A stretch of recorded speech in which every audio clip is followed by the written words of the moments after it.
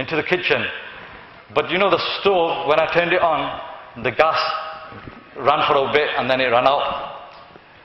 In India, Pakistan, Bangladesh, they have those canisters. So he said there was no gas. So he said that. I thought to myself, what do I do? So I'm looking around. I thought, let me burn some sticks. So I'm trying to look for sticks and I can't find any sticks. So I grab the axe, but then I think to myself, if I go to chop wood, this guests are going to be waiting and it's going to inconvenience them. And it's going to be basically for my father. So he goes, I'm running around looking for paper. I can't find any newspaper. So I'm running around. And he goes, then I run into the other room. I'm looking for newspaper. Can't find any. He goes, then I noticed that my father's office study was open. So I run into there looking for paper. He goes, I couldn't find any paper there. But the safe was open. And there were wads of notes, piles of notes there. Thappi ke thappi. So he said, bingo, I've got my paper. So he goes, I grabbed that and I took that and I lit that and I got a good fire going and I cooked my tea. And that's how I made it. Now everyone putting the tea down, everyone's face changes. And the Nawab Sahib who is there smiling away, all of a sudden now his colour changes as well. And now all the guests are rebuking the kid. Ye kya kiya? What have you done? And the father's beating up the son. Ye kya kiya? What have you done? Mera ghar kar diya.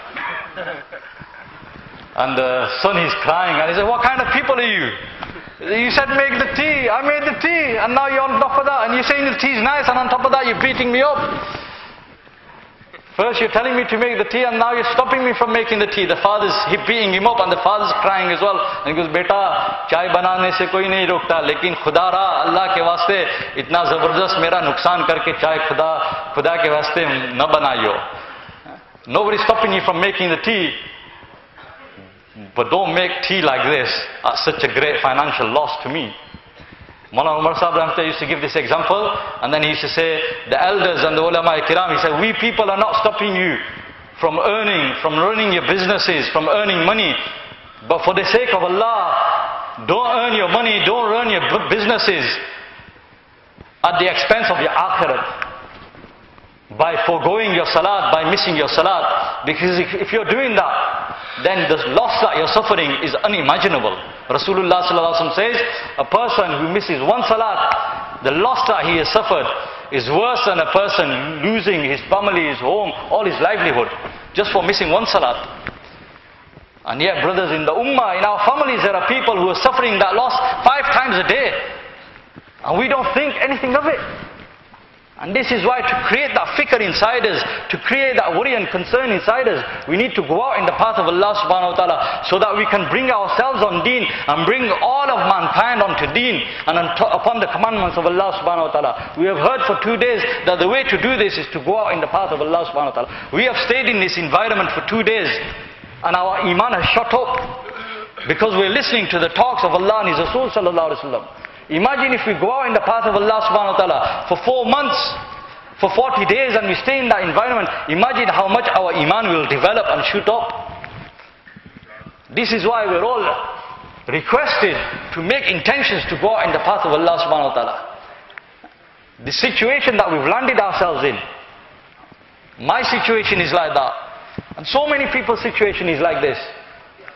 The elders, they say, this final example, that the elders, they say that a person, he was a gentleman, he built himself a status, an image, just as when we came to this country, we left our relatives behind in our countries, and our relatives were thinking that this guy is going to England, and we say, yeah, I'm going to England, I'm going to earn big money, and I'm going to become successful. Because we had this false yaqeen, this false belief that money is success. Dam banaye kaam. With my money I will become successful. We had that image. So we came and we killed ourselves. We worked our fingers to the bone to earn this wealth. And we built ourselves an image. And people are thinking that we'll become successful. So this gentleman, he's built himself this image that I'm successful, I'm happy, I'm wealthy. And so he goes to a restaurant, top class restaurant, because he wants to show people that I'm so wealthy. One dish, 70